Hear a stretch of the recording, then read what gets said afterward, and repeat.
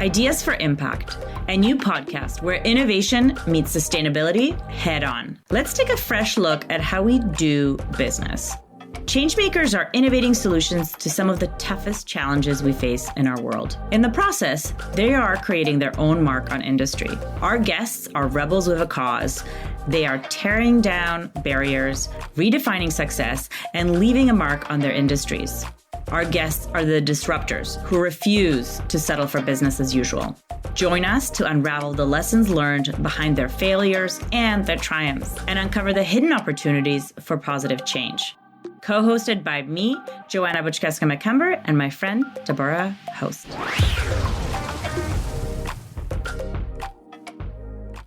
In 2023, Canada exceeded $3 billion in insured damage from natural catastrophes and severe weather events like floods, fires, and storms. In the US, that number is a staggering $92 billion. Imagine, what if you knew what the next year held for weather events? What would you do for your business or community or even your own house today? Enter Planette, a climate tech startup that is utilizing forecasting technologies to power data-driven decision-making for companies and global NGOs and communities. Planette creates powerful forecasts that are informed by science and made actionable by AI. Planette's forecast can predict quarterly, seasonally, and year-to-year ups and downs in key environmental variables that include extreme weather risks like heat waves and severe storms, wildfires, hail, and floods. And we're so excited. On today's episode, we're going to be joined by Planette's two co-founders, Kalai, the AI scientist, and Hansi, the climate scientist, who are building this climate intelligence layer for better decision-making, not just to save money, but to actually save lives and livelihoods. I've been so fortunate to witness their journey from the very early days to now and excited to have them share their powerful vision. Welcome, Kalai and Hansi. It's so good to have you. Let's dive right in. I want to know what motivated the two of you to start this journey with Planette. So Kalai has an awesome founding story for Planette. So yeah, Kalai, you should tell this part of the story. Awesome. Yeah, so I'll just start where or how we met. I think that is like a nice, cute story. And then Hansi can go into details as to like what made us start Planette. So prior to this, founding our company, I was working at Xerox PARC, also known as Palo Alto Research Center, leading a team for AI for science, like doing multiple projects. There was a call from DARPA. It was an interesting call. They were like, can you do something about climate tipping points using hybrid AI? I was looking for a climate scientist to partner. So we had a mutual friend who was at the time working at PNNL. So I was talking to him like, hey, do you know any climate scientists I could talk to? I was bothering him so much. I was like, here, talk to this lady, this awesome lady. And then, at the time, Hansi was a professor at University of Victoria. The first call I still remember, she was there, she was going on and on about Southern Ocean and, all of this. I was like, oh my God, I need to talk to her more. So I was immediately impressed. And then then we started writing this proposal, won $1 million to do this project. And within 3 months of it, we spoke almost every single day. Now it has gotten increased, but even at the time, we were writing this proposal, we had such a good working relationship. At the time, I was looking at what to do next after Park. So I was, in passing, I mentioned that hey, I might start a think tank at some point. At the time, she was like, oh, that sounds great, but what about a startup? So I think that's where it all started. Then I was like, oh, yeah, that could be a great idea. And then we started ideating, and I'll hand it over to Hansi, how we came about the idea for Planette. But this is how we met. Yeah, so Kalai and I were building this cool thing for DARPA. They're super interested in this for national security purposes. And it's okay, great. We're building this thing for DARPA so they can play war games and do other, fun, exciting activities that they do in the military. But it's what about climate information for people in the real world? What kind of climate information do people really want? And so that's when we started thinking, we started chatting with our friends, right? And so we'd be like, hey, we could tell you all about the climate risks of your house. And of course, like, look, we have nerdy friends. Some of them were like, that's interesting. But a lot of people are literally like, wow, I just outbid like 20 people for this house. And there is no way in hell that I want to know what the risks are. This is where I am just planning to be. It doesn't matter what the risks are. So I think through those conversations, we had kind of similar conversations with businesses as well. And through all of that, like it became really clear through kind of that first year of just kind of like thinking about this in the back of our minds and having these conversations, it just became clear that like the kind of information that makes people's eyes light up is this near-term forecasting information. So people love complaining about their weather forecasts, but what they really want to know is they want to know, hey, what's the ski season going to be like? So should I buy a pass over here at Whistler? Or they want to know information like, if I am buying insurance, is this a year where I need to be especially conscious of purchasing, say, hail insurance? These are the kinds of things that people are literally obsessed about. And this is the kind of information that currently doesn't really exist in the market. But it is literally the time for this kind of information because it is the time where the science it has kind of developed to a certain point. There's kind of these niche areas of earth system science where they do this kind of prediction. And it's been sort of developed and, improved over the last 10 years. And then you combine that with the magic of AI, right, which can actually operationalize things, speed things up, bias correct, do all sorts of magic. And then, sorry, it's not really magic. I mean, it's like technical stuff, but, it feels like magic. Then you can finally get to a product where you're able to regularly provide these kinds of forecasts of super important information for people. And I think that this kind of information is really the kind of information that folks need for climate adaptation. Weather forecast is too short term. I mean, you can react, but you can't really do any long-term planning with that. And then 30-year climate projections, like nobody thinks on those time horizons. So really, this is how we landed in this middle place of what we call either gap forecasting, if you want to be negative about it, or you could say bridge forecasting, because we bridge the gap between weather and climate. It's funny and not funny because I have someone currently in my backyard trimming trees. And then an hour ago, I had someone on my roof assessing hail damage for insurance. Because living here in Austin, Texas, we are being hit with weather in such a way that is foreign to many, not me being Canadian.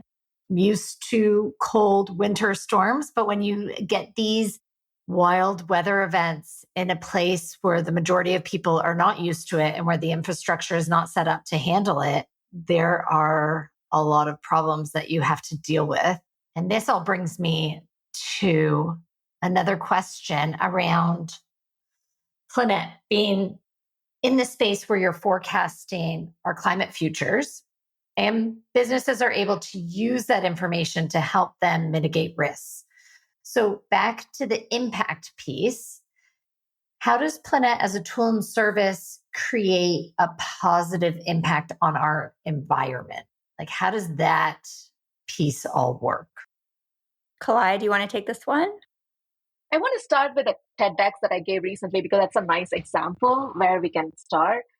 Obviously, there is a financial incentive to be, safe-proof your business. But one of the major things that you can think about when it comes to this kind of bridge forecasting is, for example, how can the cities or communities prepare for a disaster, right?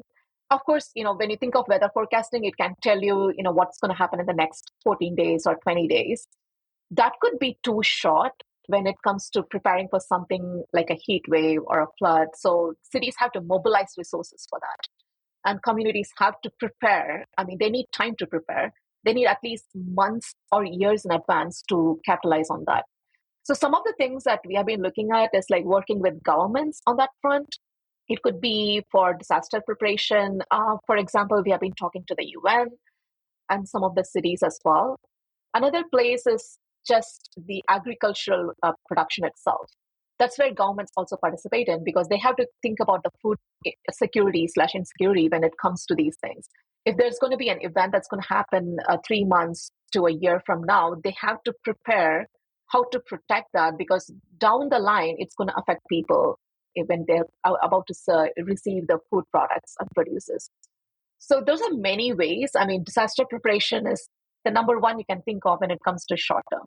I will let Hansi to add anything to that if necessary. Yeah, go ahead, Hansi. Yeah. So in terms of kind of thinking about impact, yeah, I totally agree. I think disaster prep is one area where we can certainly have a huge impact. So we're talking to the UN, we're talking to Mercy Corps, all of these folks, they do this thing called anticipatory action, or I don't know if they do this thing yet, but this is what everyone is talking about. They're like, early action so that we can minimize costs, minimize losses to lives, just kind of prevent this sort of climate chaos from descending on our, municipalities. And so this is why, this is awesome information, I think, to be able to being able to provide a longer term heads up on the kinds of risks and the kinds of events that are imminent at a particular location.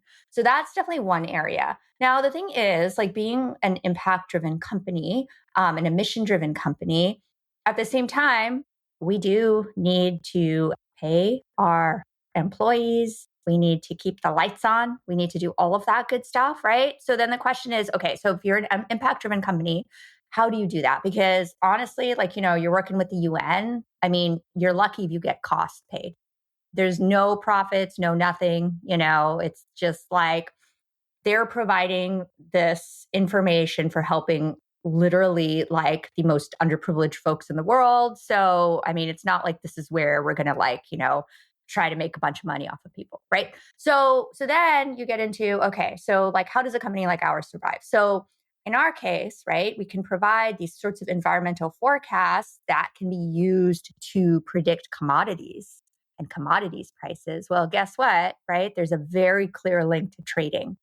When we think about, which kinds of markets we find interesting and we think that Planette would be good in, one thing that we definitely are okay, so the line we draw is no oil and gas. Not because necessarily we think that oil and gas has to be bad, but we think that in this world today, the way that oil and gas has been functioning over the last 40 years, which is to suppress climate information and climate action, we think that is very bad. If they didn't do that, and if they knew that we had to energy transition and they were excited about it and they were actually not greenwashing that whole thing, then sure, we could help them. We love everybody. We think climate information is a good thing for everybody, but that's a line we draw. But we think that, for example, commodities trading, let people make money with our forecasts. And guess what? We can charge them for that. And so that's kind of, the broad spectrum, stuff that you do as a company for impact, and then stuff that you do to keep the lights on, pay the bills, create lots of monetary value. And that is sometimes, in different areas. And I think it's this kind of good question about when you have an impact-driven company, it's how do you modularize your approaches so that you can hit all of those different regions? In between, pure profit versus, kind of humanitarian impact, you have these in-between areas also that we work in: agriculture, energy, and forestry. And so those are areas where we're yeah, we can, improve operations. People need wood, but we also need, sustainable forestry. People need food. But at the same time, agriculture is literally the canary in the coal mine in terms of climate impacts. And so all of these areas, it's we can help folks in these areas, but at the same time, it's kind of in between this kind of pure profit motive versus only impact motive. So that's kind of the spectrum of how we balance all of that. There's such a tension between profit and driving towards impact and having that mission lock in your company, because there's been so much, obviously, over the decades and in the social impact sector, this conditioning of can we create monetary value while also creating impact? And it's this conversation that's ongoing, but it creates so much tension. And I know so many challenges for companies that are trying to drive impact, are climate, startups, are impact focused startups. But like you do have to pay your expenses. You have to pay your talent to not just get them in the door, but keep them in the company. And so like that is such like a true point of like, how do we actually balance that in a way that's manageable? Different companies kind of probably choose different ways of doing this. But I think that sometimes I have seen companies that literally they are started from kind of like these very idealistic motivations. And then, where they end is often very different from those. How do you kind of figure out as your company grows how to navigate that balance between like mission and between being profitable? Your sales pitch. This is such a key part and a key component of growing Planette, especially right now. When you're talking to the UN, it's the impact piece, I assume. But like when you're talking to an energy trading company, you're focusing on the ability for them to save money or make money. Can you pitch it in such a way that both matter? Or are you seeing that getting out there in the market, you're like, honestly, the customers that are going to pay us what we need to keep Planette running, the wheels going, are not as interested in the impact as they are in like how it's going to make or save money? Can you talk to us a little bit about that whole world of how you are going about this sales pitch right now? Yeah, that is definitely complex. I will say that when I am pitching to different types of companies, I'm not telling them about impact. Honestly, they don't care. I mean, here's another thing too. I think really human beings do care. The fact that we're like mission driven, the fact that we're scientists, the fact that we're trying to make the world better, that actually might be like a small factor in like, oh, let me take this meeting with this random person. But I think that when it comes to actually selling a product, unfortunately, at least in terms of how I've experienced it so far, the impact is not a huge driver. If I'm talking to a farmland asset manager, these are scientific agricultural operations. We are maximizing them. They are interested in environmental things because obviously agriculture is super affected by that. Like, for example, California agriculture is super affected by water. Then it becomes like, oh, can we provide information on that? In which case, then you start to get a little bit into the impact piece of, oh, wow, California now has water credits that farmers have. And so we can actually tell you when it's a good time potentially to be banking water in advance compared to allowing it to either run off or go directly into your fields, right? There's all of these different elements and choices. And so you start to touch on it with use cases like that. But I think in general, like when you're selling, that is not where the impact piece comes in. I think usually, one interesting thing, it does come in when it comes to getting new employees through the door. So when we're recruiting, that's a huge reason why I think people want to work for us. What do you think, Kalai? That's absolutely true. As you know, like the climate and AI space, it's hot right now and for a good reason. A lot of younger people, they want to work on something that matters, and climate is the challenge that they have to face in their lives. Instead of just working on a random language model right now, they would rather work on climate that actually they can have an impact on it. That is where we see a lot of things happening. And to echo Hansi, some customers don't care, but there's other customers like who are working on renewable energy, for example, even though they're not outwardly saying, they are working on something impactful. Indirectly, they are contributing to that. And they would like to hear that, there's like these things that they can do for that. Definitely for hiring the impact piece, that's where we sell. We sell impact, definitely. Yeah. It's so interesting because obviously, like in my work, I work with a lot of companies, but also a lot of startups and founders that are impact driven. And although all of them want to go out of the gate and they're convinced that they're going to sell to everybody based on their sustainability vision or their impact vision, and then they go to market and they recognize that even though people do care about this, and to your point, Hansi, like people they don't want to harm other people, they don't want to inherently harm the world, but it's not the selling point, both for like business to consumer companies and B2B companies, trying to figure out how to really weave in impact in a way that is tangible, I think is this piece. Like, it's a challenging piece for a lot of companies. And obviously, like for Planette as well, being, this impact and mission driven startup. And, it's very, like, I'm very fortunate because I've seen you and have seen your journey from like literally the beginning as you've evolved Planette from like this concept and like a very basic website, right? To something that's really evolved and into this growing opportunity to create impact, but also for yourselves, from scientists to actually like being leaders in your company. I think that's like a huge transition and taking on that role because it is so different in a lot of the functions that you have to take. And obviously you haven't been at the like Planette journey for super long. Like, it's a still fairly young startup. You've gone through a couple accelerators, you've raised some money to be able to like boost that growth and the build out of Planette. But still, I know that you've both had pivotal moments in this journey. And so I wonder if you want to share with the audience some of those pivotal moments. There were like big aha moments. Okay, we need to build this, or like this, we're on the right path. Like, what were those for you? I can go first, on the, at least on the technical side, right? So initially, as Hansi mentioned, we were thinking of this climate risk for people or for businesses. We were initially thinking long-term climate risk. Then one pivotal moment was when we were talking to customers, we realized, okay, if you want to be in the business, you cannot just give one number and then say, bye, this is how the world is going to be in the next 50 years and be done with it.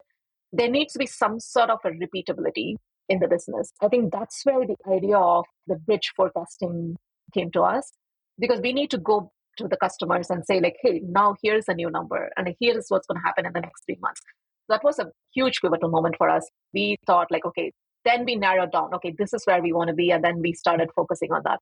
That is the technical side of things. I will leave to Hansi for other things. From sort of a business development perspective, I would say that getting into the Techstars accelerator and suddenly being exposed to zillions of people who are just hustling and seeing what that looked like, I think was so huge, because we went in there with cool product idea and the ability to execute that idea. We're technical founders. That's what we do.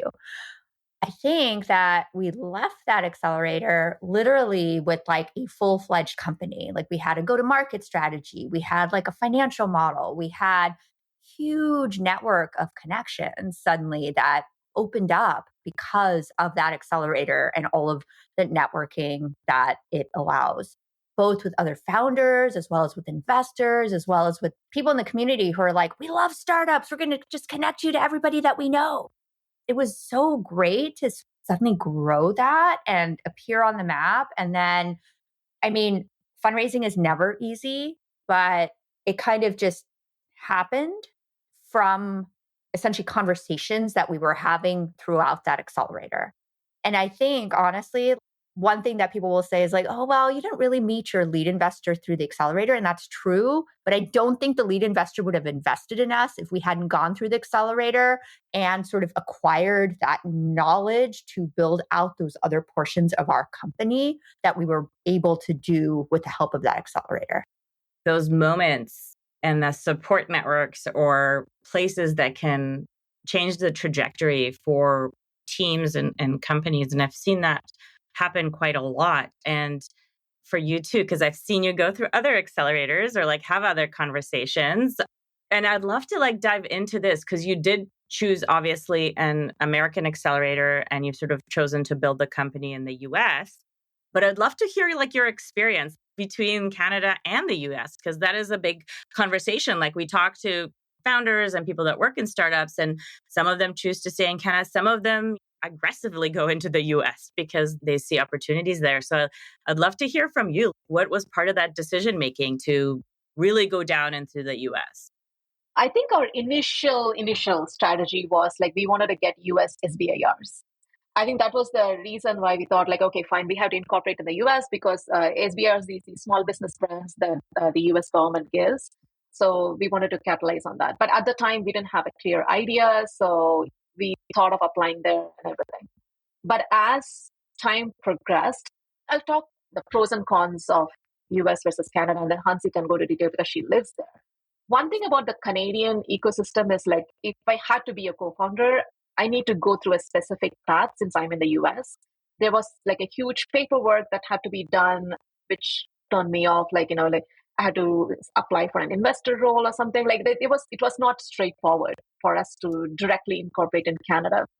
The other reason is like I am in the San Francisco Bay Area, which is where all the startup action happens.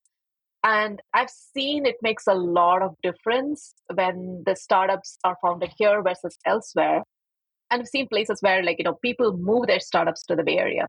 There are a number of reasons for it. One, the startup ecosystem is like the biggest in the world, and we have access to investors, and also just the startup energy. People just learn from each other.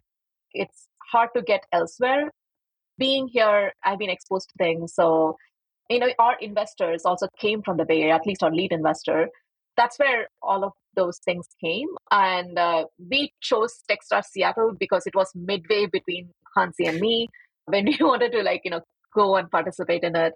That was the reason. So it was natural for me to choose the US, and there were some circumstances, but the more we stuck onto that, it made us realize, sure, it makes sense.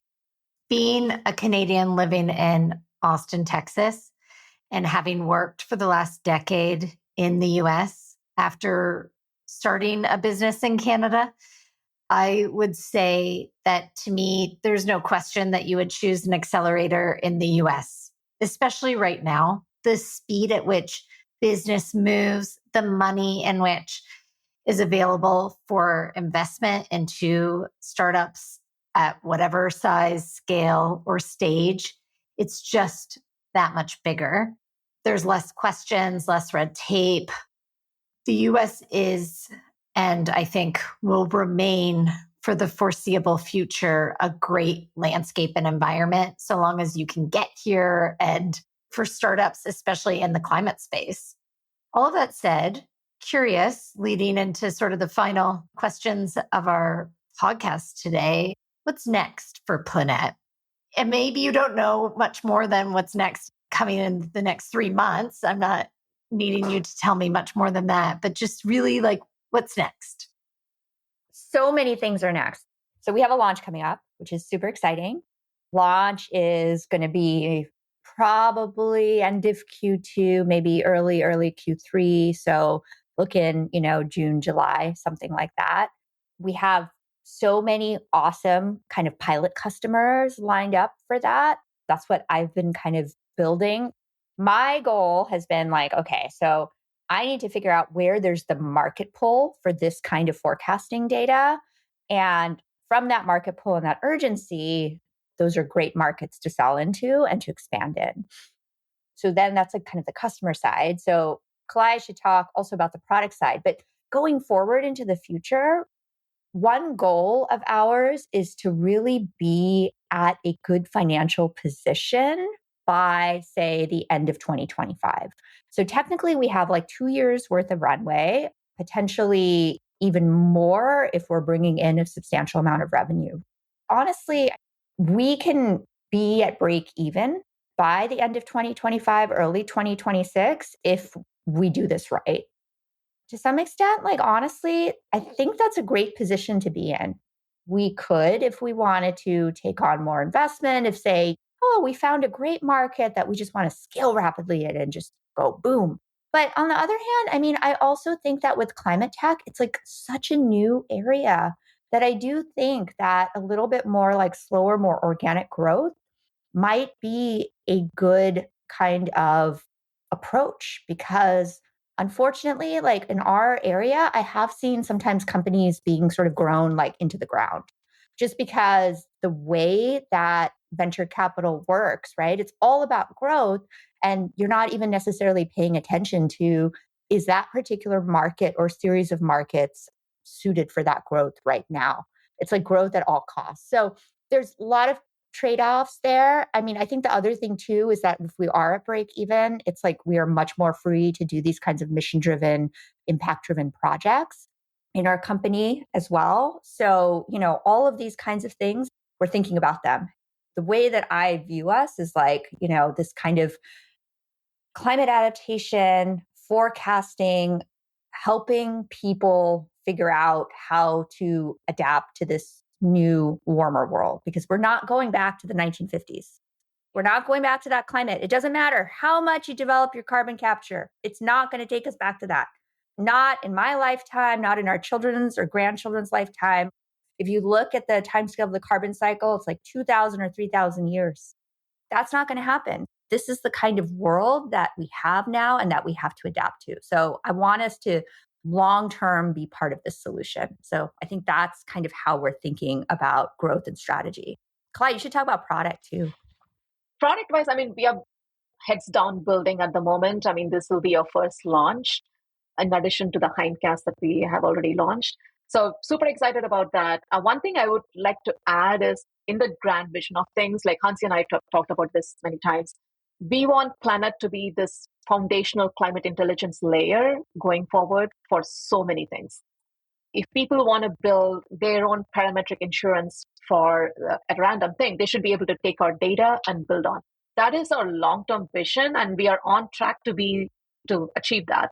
Super excited about what we are building and how we are lining up pilots and everything. And Hansi has been hustling to do all of that. Doing the founder's hustle. Yeah. You've gone from climate scientist to startup founder to like the sales engine. I feel like, yeah. Literally, it's like 8 hours a day of sales calls. Well, thank you so much for coming on, Kalai and Hansi. It is so awesome to hear your story and, your vision for impact through the work you're doing. As we wrap up today's episode, we hope you're leaving with some insights, inspiration, and perhaps a spark of an idea. At the core of every story we cover lies the undeniable truth. What truly drives impact is the relentless pursuit of change, paired with a deep commitment to the greater good. We're always reminded that making a mark on the world is not easy and isn't just about breaking through barriers. It's about thinking differently about what impact means in our world and what is possible in creating it. Thank you for joining us on Ideas for Impact, where rebels with a cause redefine the meaning of what is possible. For more episodes that challenge the norm, follow us wherever you listen to podcasts. And if you're interested, dive deeper into our journey at ideasforimpact.ca. Until next time, friends, keep pushing the boundaries of what is possible.